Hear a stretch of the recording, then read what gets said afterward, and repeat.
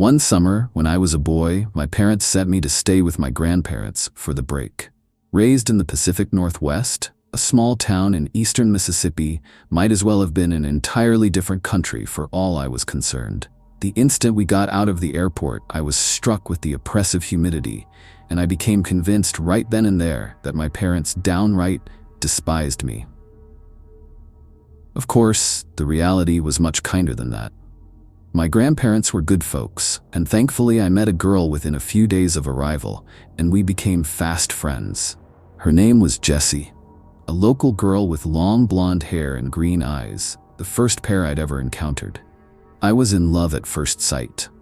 Jessie was a year or two older than me, but that didn't matter much to us. Jessie was the reason I got up every morning. Not in a romantic sense, of course, but a very literal one. Sure, my grandparents were very hospitable, but they were old and southern, about as far removed from my narrow worldview as could be. They just had no idea how to entertain me, and I think Jessie was as much a relief to them as she was to me, taking me off their hands during the days and curtailing somewhat my boundless youthful energy. The place where my grandparents lived was about a mile out from a place called Ashbury Wood, and it was a mile I walked daily. I would always meet Jessie on the path, heading my way. On rare occasions, she would already be at my grandparents' house when I was leaving, and I never saw where she lived. It didn't matter much to me, though, because the woods were our real home. Ashbury Wood wasn't particularly dense, but boy did it seem to go on forever. Jessie showed me a few paths around the woods, unofficial trails to interesting sites like clearings, hollowed-out trees, or even just a place where a funny-looking bush was growing. We told each other stories of our hometowns, imagining what life would be like if one of us lived where the other did. Whenever we fantasized about having her come live with me, she would get a strange tone in her voice, but I never thought much of it. While the woods were our home and playground, we still set limits for ourselves. If we went too long without seeing something Jessie recognized, we immediately turned around until we were in familiar territory again. She also set boundaries, significant features we shouldn't go past for one reason or another. Decades later, and the only one I can remember, is the creek. The creek itself was nothing to be concerned about. It was just a shallow stream of water that may have come up to my waist, with sloped banks on either side that were sheer but not insurmountable. The first time I discovered it, I immediately headed down into the water, just about ready to cross to the other side when Jessie cried out from behind me, "Stop." I whirled around on one foot as gracefully as a young boy can and looked up at her. She stood staring across the creek and out into the woods on the other side. Her hands were balled into fists and kept straight at her sides, and I remember being worried that she might begin crying. I climbed back up the side of the creek, coming up beside her. "What's wrong?" I asked. "We need to turn around." Jessie's voice was barely above a whisper. She looked terrified and slowly peeled her gaze away from the trees and onto me. "We have to turn back." Reluctantly, I agreed, but only because I could see how upset the situation was making her. Like I said, the water itself wasn't that deep or rapid, and it wasn't even that far into the woods. On the walk back, I raised these points, but Jessie stayed quiet, leading me to a small clearing in the trees that we used as a sort of home base for our adventures. Sitting me down, Jessie stared into the grass for a long moment before she spoke. 2 years ago, I had a friend named Emma. Her hands were balled up in her lap, shaking. We used to play in these woods, like you and me do, and one day, just like you and me, we found that creek. I laughed. Not because of the content of the story, but because I'd never heard someone pronounce it crick before. Her head snapped up to look me in the eyes and I fell quiet.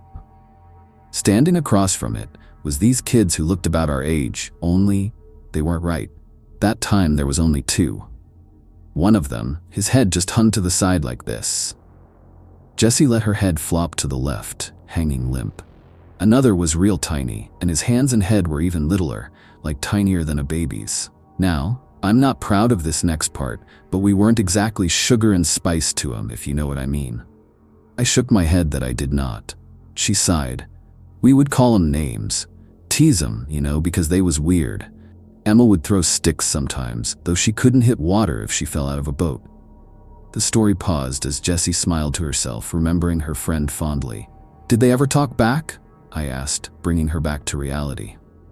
"Nah," she said, shaking her head. "Just stood there looking at us and making these weird squeaking noises." Emma and me, we started calling him Oddkids. 'Cause, they were kids and they sure as shit were odd. I blushed at such intense language, but Jessie didn't notice. But no matter what we did to them, they never came across the creek, always just stood on the other side, staring and squeaking. Wasn't always the two, neither. There was different ones, 4 or 5 in all, I think. What happened to Emma? The direction the story was going was obvious, and I was eager to learn. Jessie stayed quiet for a long while, staring into the ground and absently picking at the grass beneath her. So at first we were afraid, right? The Oddkids weren't normal, and we would scare each other silly telling stories of how they eat people and like to run around naked together. Just dumb stuff. But as time went on, we got less and less scared of them. It got to the point where we'd stand right on the other side of the creek and dare them to cross over, but they never would. One day, we're sitting there talking to ourselves, ignoring the weird-headed one like he's just another tree, and Emma said something about him being too chicken to cross. We both looked at him, and he just walked off, turned around and went deeper into the woods, till eventually we couldn't see him.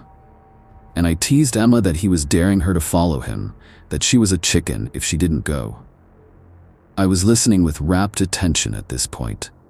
To my young mind, this girl's tale of terror more closely resembled a great campfire story, made even better by the fact that it allegedly took place only a brisk walk away from where I sat. Together, the two of us crossed the creek, 'cause like you said, it ain't that big, and we climbed up onto the other side and chased after him. We went maybe a quarter mile in before we start hearing that squeaking again. Only up close, it didn't sound like squeaking anymore. It sounded like chittering. They surrounded us faster than either of us expected, coming out of the trees like ghosts. I was frozen in fear. I couldn't move a muscle, just staring at the Oddkids and wondering what was gonna happen. Then one of them, the limp-headed one, he grabbed Emma and she screamed. And it's like it woke me up. I tore out of there as fast as I could go, practically leaped the creek in a single jump, and ran all the way home. My lungs was on fire by the time I stopped, and I was crying all over the place, people trying to get me to tell them what happened, but her voice trailed off and I could see tears welling in her eyes. "Did you?" I asked. She shook her head, blinking away the tears. "I felt guilty," she admitted. "I felt guilty for leaving her, and I just kept thinking that she'd come home, that she'd be right behind me and we'd cry about it and never ever go across that damn creek again." "But she didn't." Jessie shook her head again. "But she didn't," she repeated. "She didn't ever come back. Nobody ever went looking for her, neither 'cause she was an orphan. I didn't say nothing, and so nobody even knew to look." Staring out into the woods in the direction of the creek, Jessie's voice cracked. "The Oddkids got her. I don't know what they did with her." I'm sorry?" I tried consoling her, unsure of what to say, but Jessie wasn't paying attention to me anymore. She stood up, brushed the dirt off her denim shorts, and started walking towards town. I got up and chased after her. "Wait!" I cried. "Where are you going?" "Home." "Home? But why?" The concept seemed alien to me. It was the middle of the day. Who would want to stay indoors? "I can't stay in these woods. Not today." She paused. "You should go home too. We'll meet up tomorrow morning." But nothing. She stopped and turned to face me. "Go home." Jessie started to turn around again before something else occurred to her. "And don't ever go across the creek, you hear me?" I nodded silently, and she reached out, grabbing my shoulders and giving me a firm shake. "Say it," she demanded. I promise, no going across the creek," I said timidly. She stared into my eyes as if searching my soul for a way to ensure my sincerity.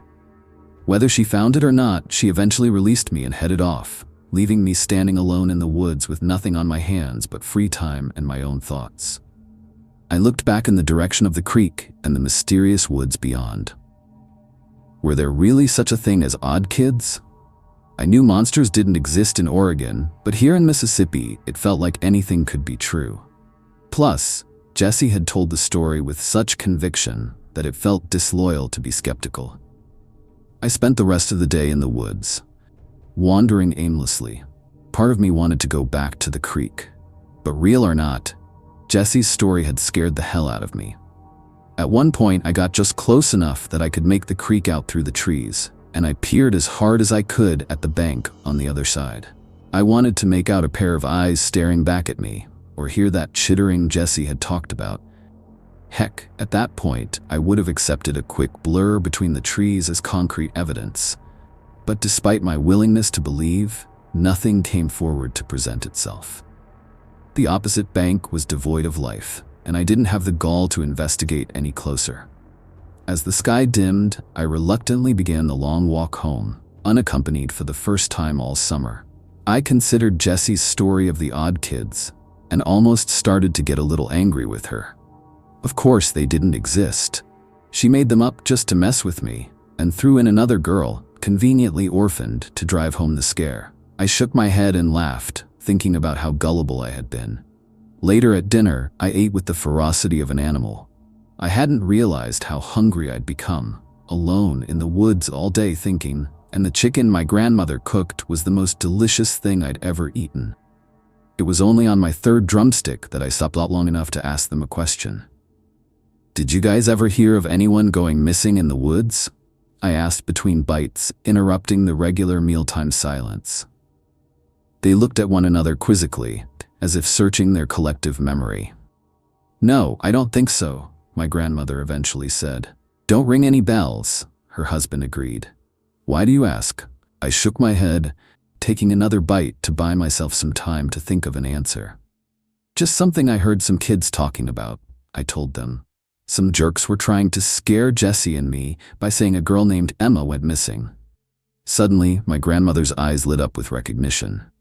"You know, I didn't hear nothing about that, but I do recall that girl being terrified of those woods." She nodded thoughtfully over a spoonful of corn. "Yeah, it was a couple years back that the girl come tearing out of the woods like the devil himself is on her heels, screaming and crying. I didn't nose my way into it on account of her father asking people if they would leave his daughter alone, but I overheard that the girl weren't right for a couple weeks, just sitting in her room and not talking to nobody." She clucked her tongue and took another bite of corn. "Lord only knows what happened to that girl, but it shook her something fierce." I suddenly felt a sick terror in my stomach, like the feeling you get watching a recording of yourself only to see something terrifying looming just out of your sight, something you never knew was there. Did this mean the Oddkids were real? Had they been watching me as I stepped into the creek? "So you never found out what happened?" I hesitantly asked, unsure if I wanted the answer.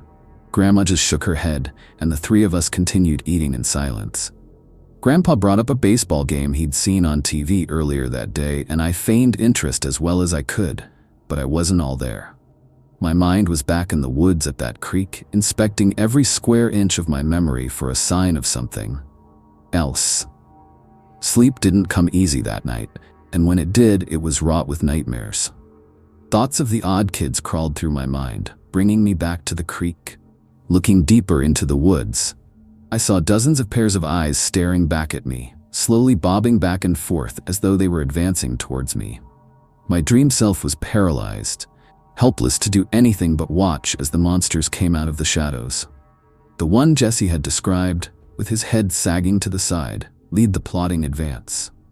As a group, the Oddkids crawled down into the creek, dragging broken limbs and torn flesh behind them, each of them chittering off-tempo with the others to create a horrible cacophony of noise that filled my ears and bore into my soul, staring into the hungry eyes of the limp-headed leader as he reached out to drag me down.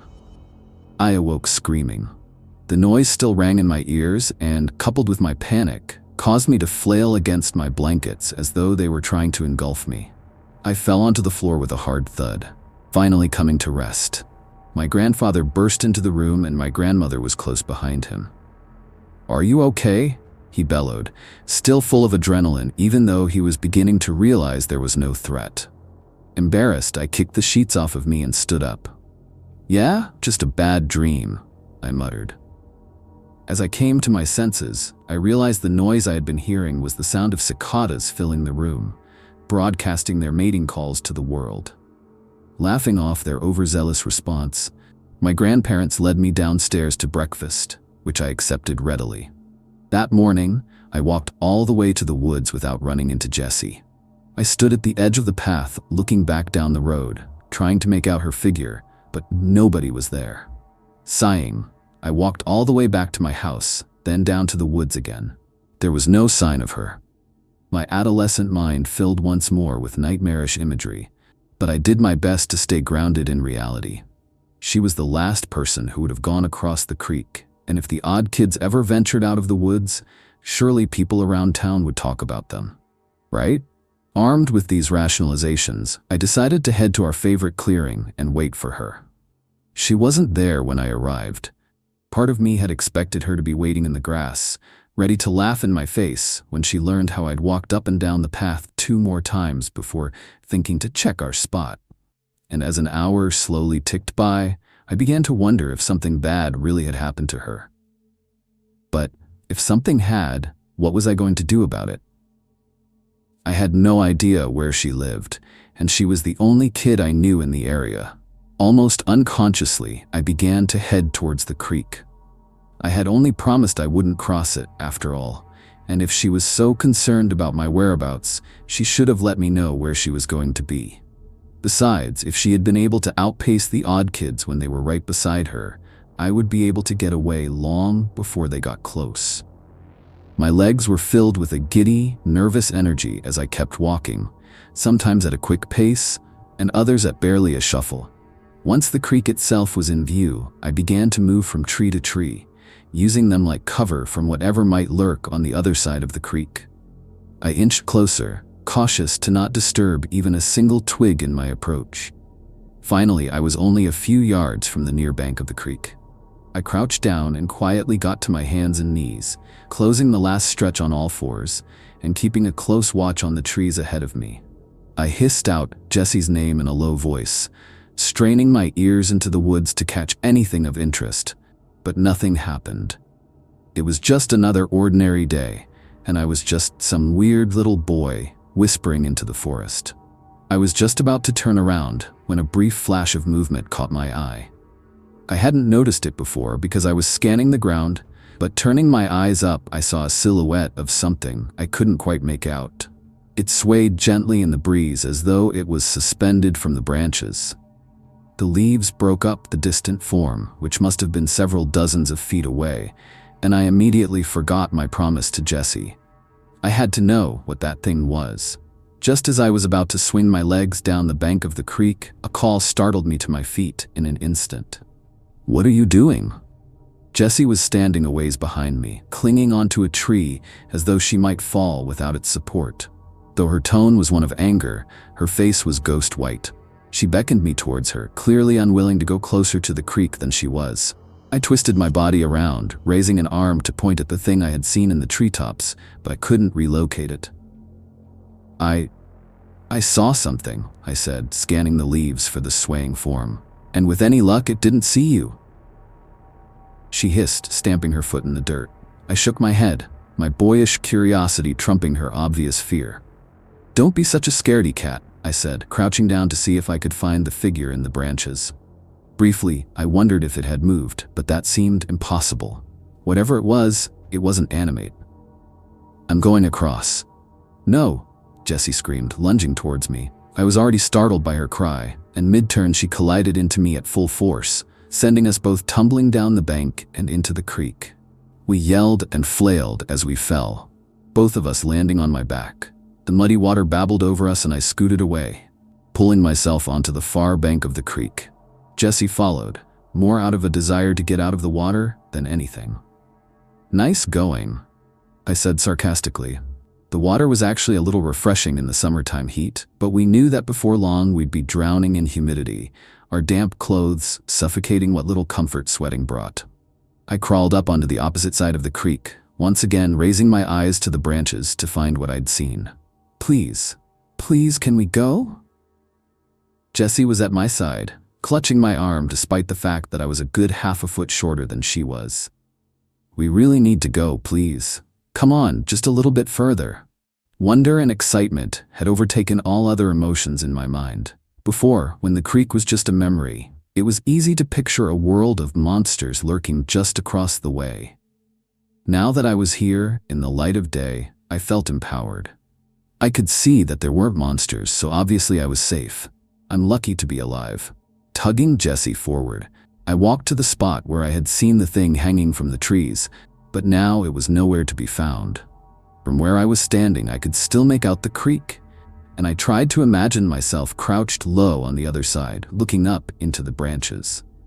The wind blew lazily through the leaves, shaking them this way and that, but nothing unnatural hung from the canopy. I saw something right here, I said aloud, justifying my persistence to Jessie. I did feel bad for dragging her somewhere she obviously didn't want to be, and I thought if I'd had something to show for it, maybe she would have understood. Instead, here I was, staring up into the trees like an idiot with a terrified girl clinging to my side. Her eyes darted back and forth across the tree line, as if waiting for something to suddenly appear and attack us.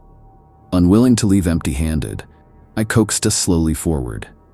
As we pressed on, the woods around us seemed to get quieter, as if we were entering some sort of dead zone in the forest, a place where even the birds and critters refused to go.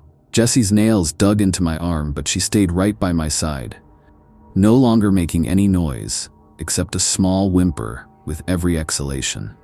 After another 5 or 10 minutes of walking, we came across a rocky outcropping jutting out of the ground and a small hole leading down. Intrigued as I was by the promise of more adventure, something else caught our attention. A strange doll laid propped against the mouth of the cave, facing us. Its elongated forehead drooped slightly over its face, making the upper right side of its head concave. Its eyes were small and beady and black, shining in the midday sun, and tufts of hair had been placed into its scalp in a disorganized manner. It was garbed only in small denim overalls covering grungy cloth skin. Before I could even draw breath to comment on it, Jessie was fiercely tugging me away. "That's it! That's one of them!" She was practically screaming, raw terror coming through in her voice, but her reaction was scaring me more than the object itself. That was an Oddkid? An oversized doll? "Calm down," I said, tugging back against her. "It can't be. Look at it. It's not breathing. It's just a doll." Wrenching my arm out of her grip, Jessie fell face first in the dirt, but was on her feet a second later. I heard her starting to run and turned to tell her that she didn't have to get any closer if she was scared, that I would go examine it alone. As I stared in her direction, however, my voice caught in my throat. Standing where Jessie and I had been not 20 seconds ago was another doll, only this one was different. It was cleaner and more well-made, as if whoever had made the one by the cave had learned from their mistakes. This girl doll was standing beside a tree, watching us with those same all-black eyes, short brown hair matted with dirt and clumped to her head haphazardly. A tattered red dress clung desperately to her right shoulder, and beneath it, the cloth skin looked much cleaner than the others, much more real.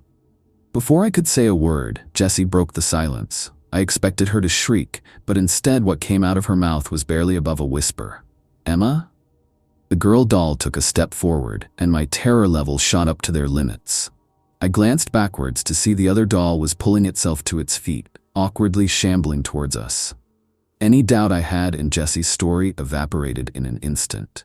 The Oddkids were real, and they were right in front of me.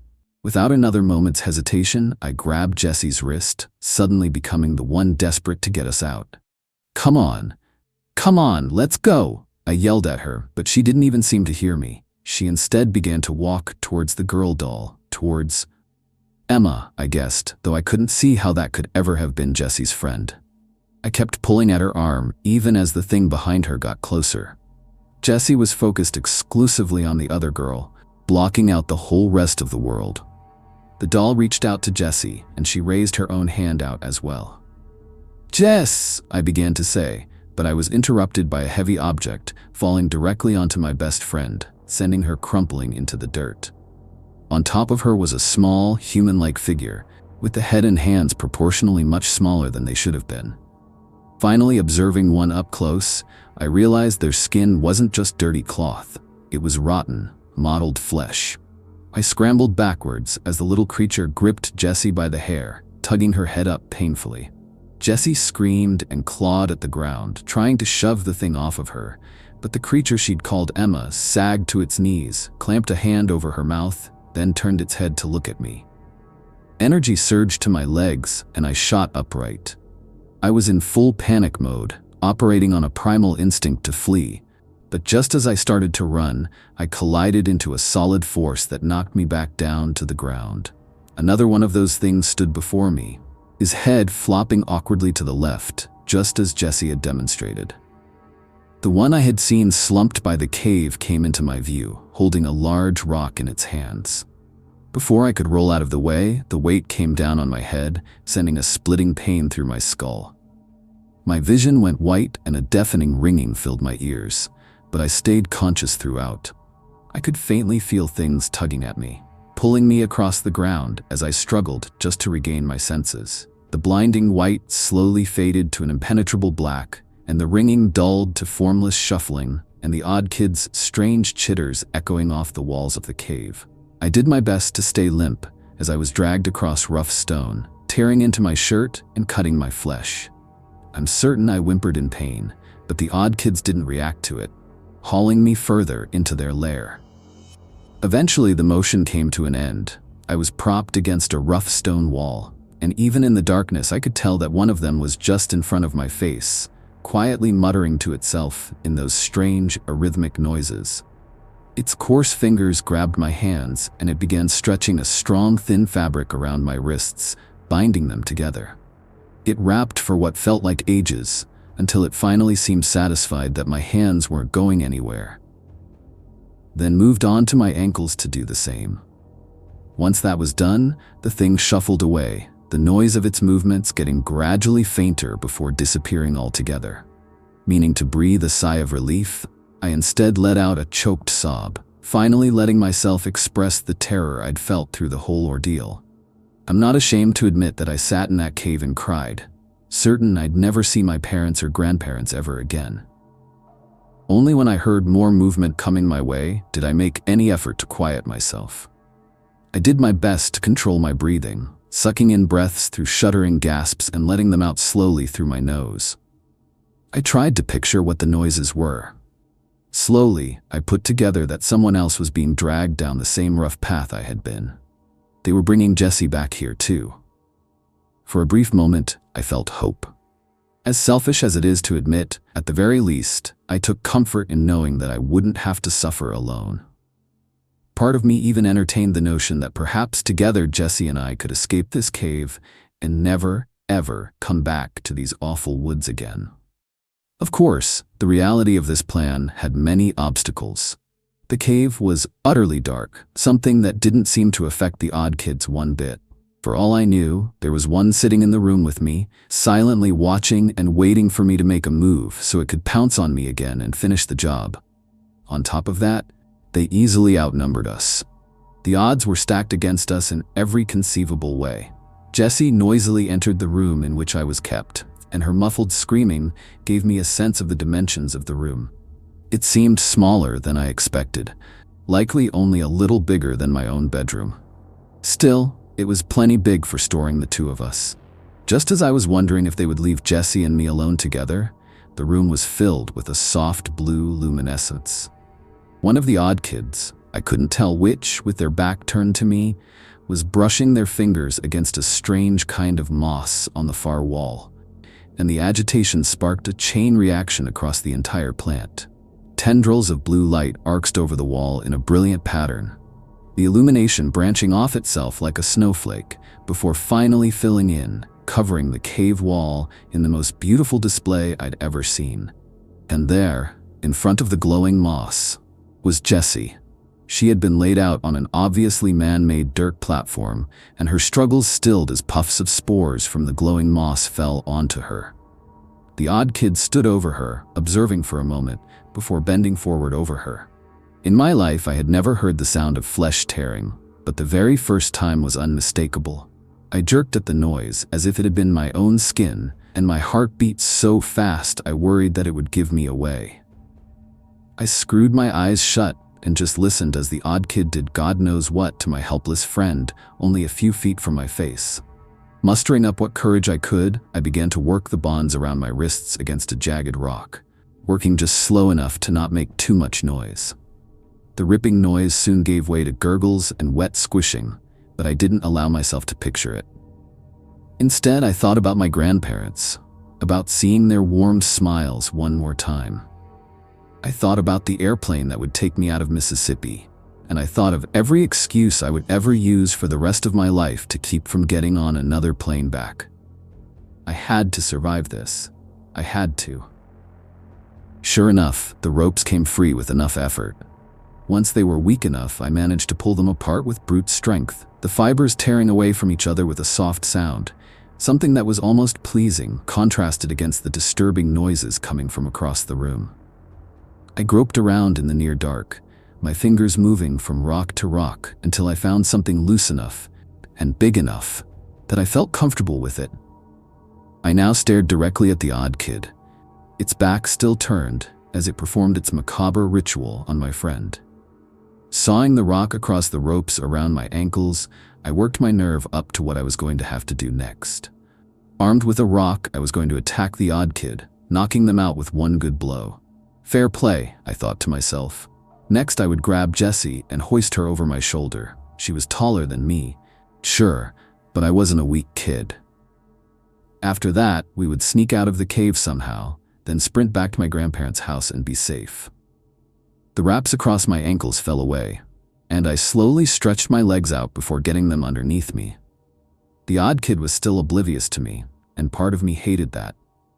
Here I was, about to bash in its skull with a rock, and it didn't even consider me enough of a threat to turn around and check on me.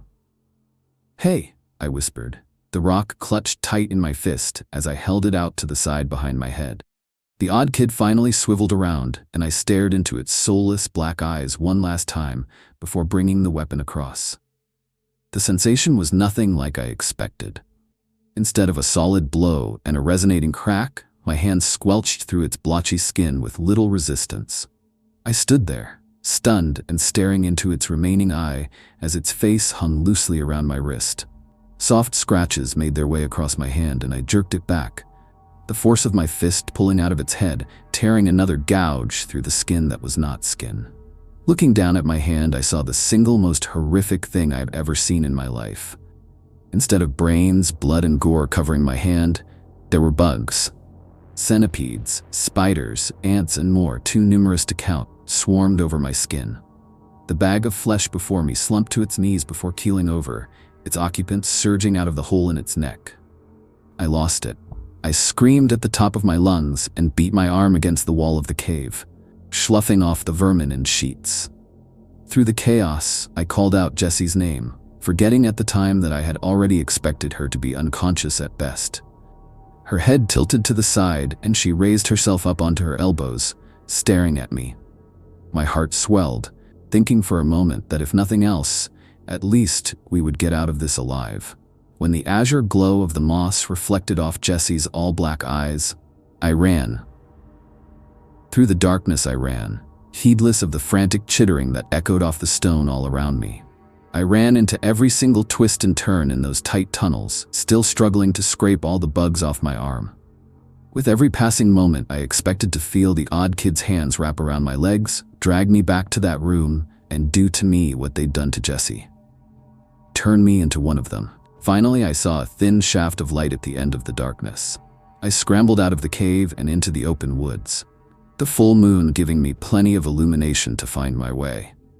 Through the entire sprint, I tore at the flesh of my arm with my fingernails, scraping off the remains of the odd kid as they wriggled and crawled across me. The entire run is mostly a blur now. I didn't stop once, didn't even peek behind me for fear of seeing those things one more time. When I burst into my grandparents' house, the two of them were both awake, sitting up in the living room waiting for me. I must have told a tale with a single look, because their stern expressions melted upon seeing my eyes, and they stayed up with me the rest of the night. Sitting on the couch and wrapped in a blanket, I just stared out the window at the dusty road that led from the house, praying that I wouldn't see Jessie walking down it. The next day, after I'd slept and eaten, my grandparents tried to coax out of me what happened. I didn't know what to tell them. Eventually, I told them I'd just fallen asleep in the woods and had a nightmare, freaked myself out and ran home crying. They hugged me and laughed gently, and my grandpa said I should call ahead the next time I'm going to worry them half to death. I smiled, and Jessie's face appeared in my mind's eye. I didn't let myself be alone for the rest of the vacation. This meant staying indoors for the most part, something I was more than fine with. When word got out that Jessie hadn't been home in a few days and people started searching, my grandparents asked me if I knew anything about it. I wanted to tell them about the Oddkids. I should have said something. I know that now. But, like the scared child I was, I just said I didn't, and they left it at that. 3 weeks later, I got on a plane and went home, and for the first time since the cave I felt like I could breathe again.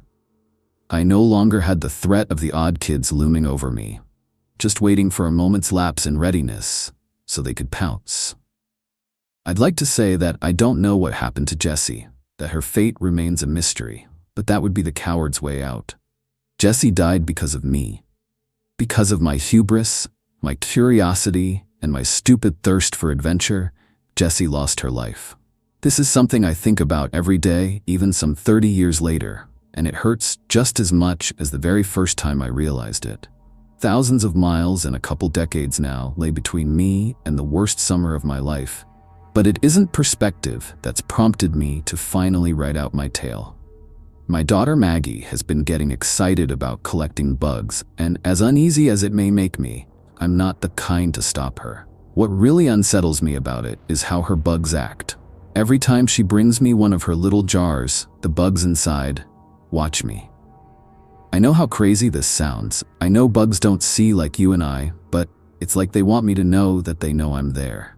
I went into my daughter's room a few days ago when she was out at school and picked up her ant farm to see what would happen.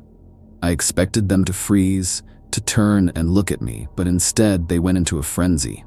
Every last ant swarmed the side of the container, crawling over each other and climbing against the plastic that separated them from my right hand.